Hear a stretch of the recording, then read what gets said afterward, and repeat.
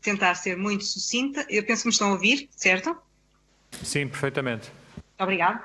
Então, e vou voltar a começar pelo último, pelo Dr. Moisés Ferreira, e penso que do nosso discurso houve qualquer coisa que ficou subentendido, ou mal entendido. É que todas as queixas que entram na ordem têm exatamente o mesmo tratamento.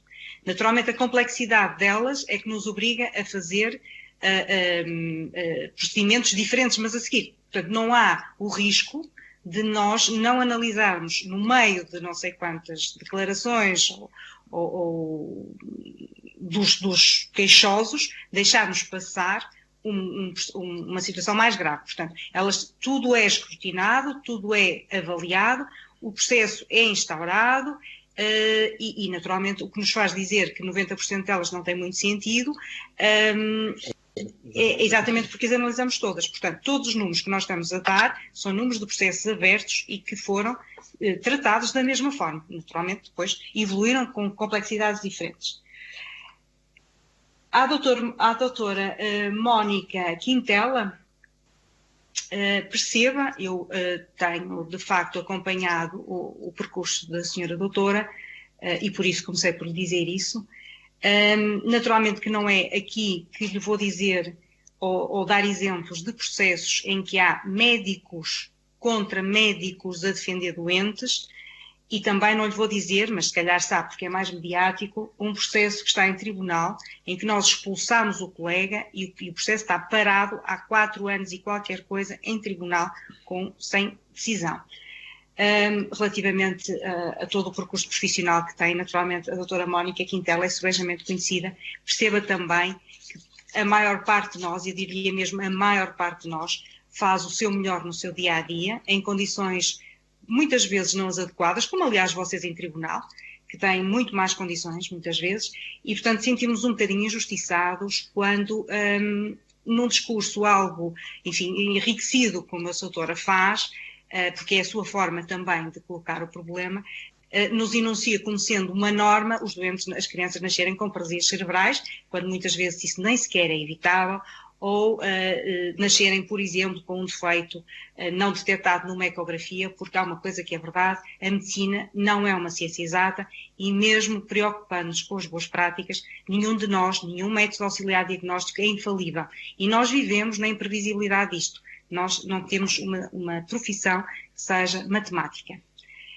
Depois, deixe-me só responder ao Dr. Filipe Pacheco e que nos colocou algumas perguntas mais concretas.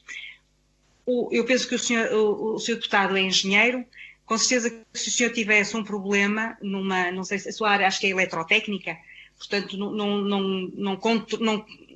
não controlo a sua profissão, mas se o senhor tivesse um problema grave e tivesse acontecido uma falha eletrotécnica gravíssima no país, o senhor com certeza, ou menos grave, gostaria de ser avaliado pelos seus pares e, portanto, é essa a missão da Ordem, é que as situações sejam avaliadas por quem melhor conhecimento tem sobre elas. E por isso é que vamos a tribunal esclarecer os senhores advogados, os seus juízes porque, naturalmente, todos nós, da nossa profissão, seremos as pessoas mais bem informadas sobre isso.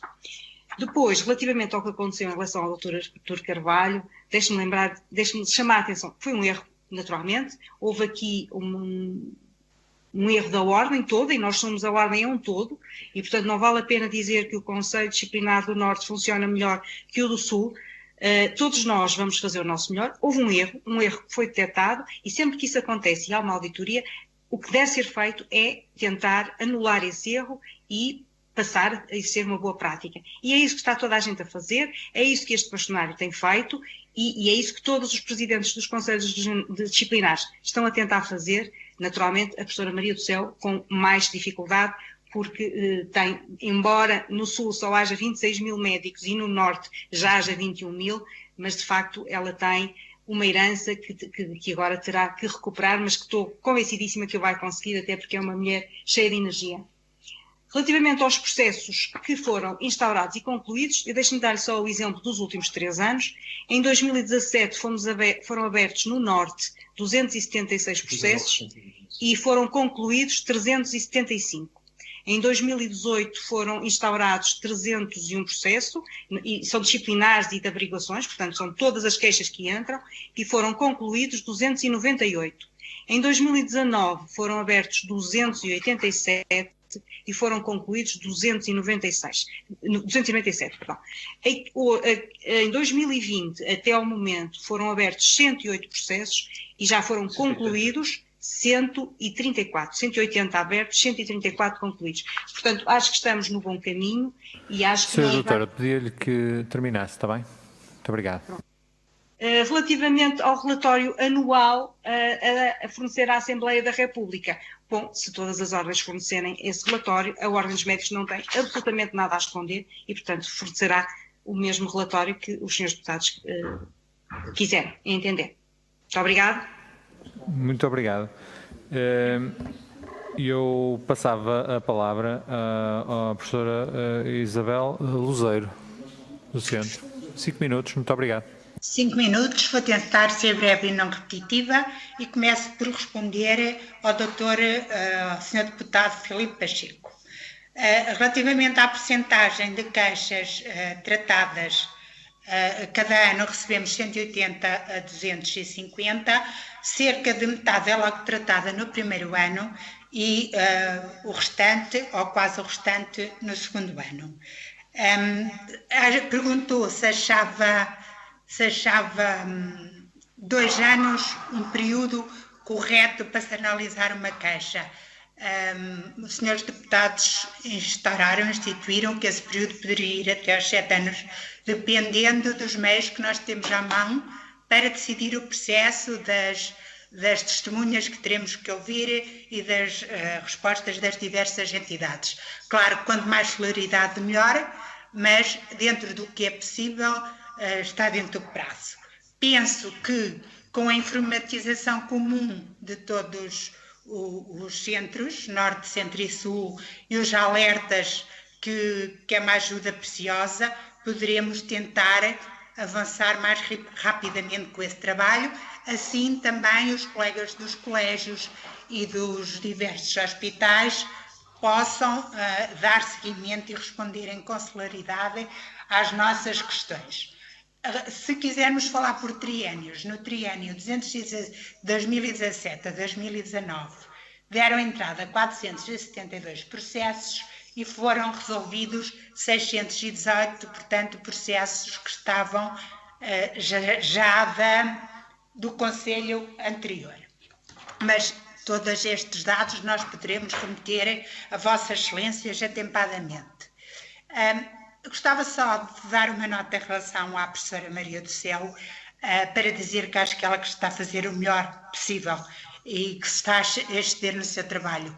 É óbvio, como já disse a doutora Fátima, a Ordem teve culpa em todo este processo de atraso da resolução de diversos processos, e penalizamos por isso, mas neste momento acho que estamos todos com muita força de vontade e a tentar resolver para que as coisas não voltem a acontecer. O que eu desejo, de acordo com o Dr. Moisés Ferreira, é que não continue a haver queixas que não sejam atendidas e respondidas. Eu penso que neste momento todas as queixas estão a ser resolvidas, desde as mais breves às mais extensas.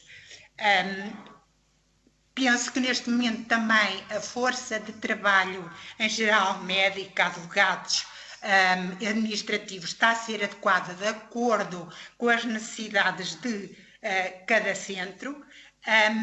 Em relação à doutora Mónica, penso eu, não é a doutora Mónica, peço desculpa, Mónica Quintela, eu gostaria de dizer que a opinião da senhora deputada é a sua opinião. Que não concordo com o cooperativismo que diz haver entre nós. Não concordo, não me sinto nervosa porque eu digo, porque não o sinto. De facto, já fui a advogados e muitas das vezes os médicos de trabalho vão para as empresas e chamam-nos como testemunhas e não como peritos. Portanto, vamos também a custo zero responder e defender, se assim os acharmos, os doentes.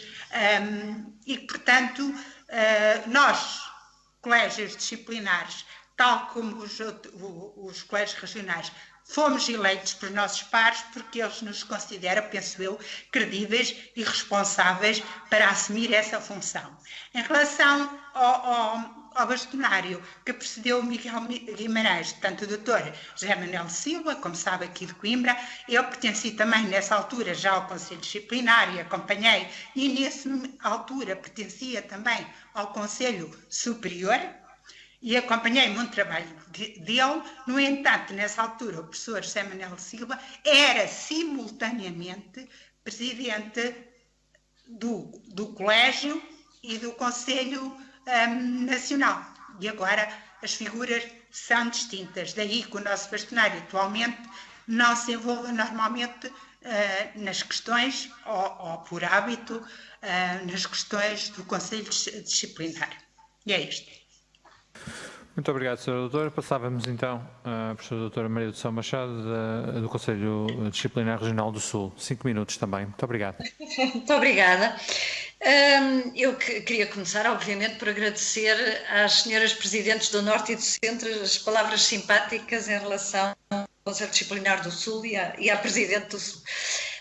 Eu não vou responder diretamente ao deputado Filipe Pacheco, porque eu não vou responder sobre o Conselho anterior.